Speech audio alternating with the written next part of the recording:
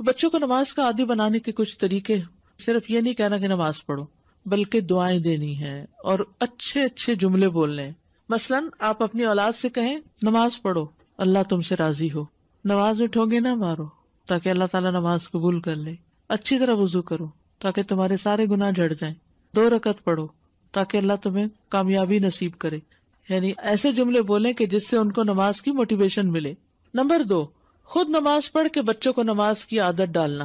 دیکھیے، جس چیز کو آپ اہمیت دیں گے نا، خود بخود بچے اس چیز کو امپورٹنس دینے لگیں گے۔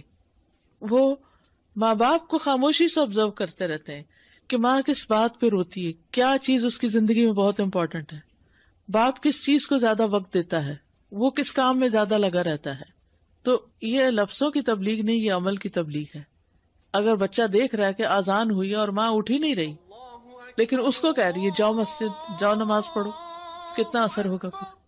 اور اگر وہ دیکھ رہا ہے کہ اذان ہوئی ہے، ماں نے وضو کیا، ماں نماز میں کھڑی ہو گئی ہے، تو آپ کے نماز میں کھڑے ہونے کا اس پہ اثر کیا پڑ رہا ہے؟ خاموشی سے میں نہیں پڑھ رہا، اس کو گلٹ آنے لگے گی۔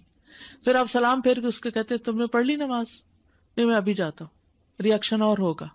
پھر اسی طرح دعائیں دیں ان کو، یا اللہ میرے بچے کو ان نماز پڑھنے والوں میں سے بنا دے جو اس سے لذت حاصل کرتے ہیں، یا اللہ میرے بچے کی نماز کو اس کی آنکھوں کی ٹھنڈک بنا دے۔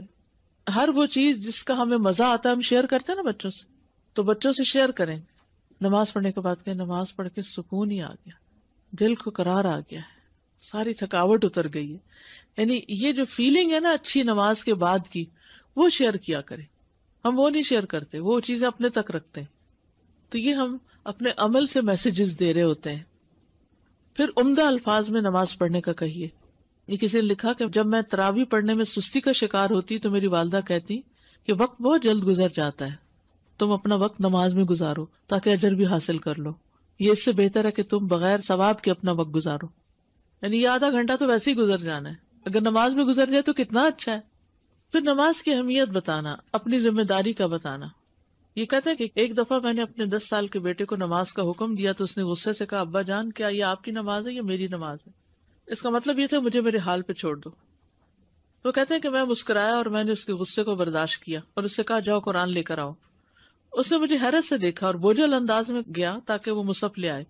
میں نے اس سے مصحف لیا، اس کا شکریہ ادا کیا اور اللہ کا یہ حکم کھولا وَأْمُرْ أَهْلَكَ بِالصَّلَاةِ وَاصْطَبِرْ عَلَيْهَا لَا نَسْأَلُكَ رِزْقًا نَحْنُ نَرْزُقُكَ وَالْعَاقِبَةُ لِلتَّقْوَىٰ۔ اور اپنے گھر والوں کو نماز کا حکم دو اور اس پر خوب پابند رہو، ہم تم سے کسی رزق کا مطالبہ نہیں کرتے، ہم ہی تمہیں رزق دیں گے اور اچھا انجام تقویٰ کا ہے۔ میں نے اس کو کہا یہ پڑھو، پھر میں نے اس کے لیے اس کے معنی کی تشریح کی۔ میں نے اسے نبی صلی اللہ علیہ وسلم کا فرمان بھی سنایا، اپنے بچوں کو نماز پڑھنے کا حکم دو، اور میں نے کہا کیا اب آپ کو پتہ چل گیا کہ یہ آپ کی نماز ہے، یہ میری نماز؟ یہ نماز آپ کی ہے لیکن حساب مجھ سے لیا جائے گا۔ اے میرے بیٹے، میں خواہش رکھتا ہوں کہ آپ اپنے والد کو اللہ کے سامنے رسوا نہیں کریں گے۔ کیا خوبصورت انداز ہے۔ یہ عربی کی اصل میں ایک کتاب ہے، 500 طریقے تجعل ابناءک یعشقون الصلاۃ، جن کو اپنا کے آپ اپنے بچوں کو نماز کا عاشق بنا سکتے۔ ان میں سے چند ایک طریقے آپ کے سامنے ہیں، ٹھیک ہے۔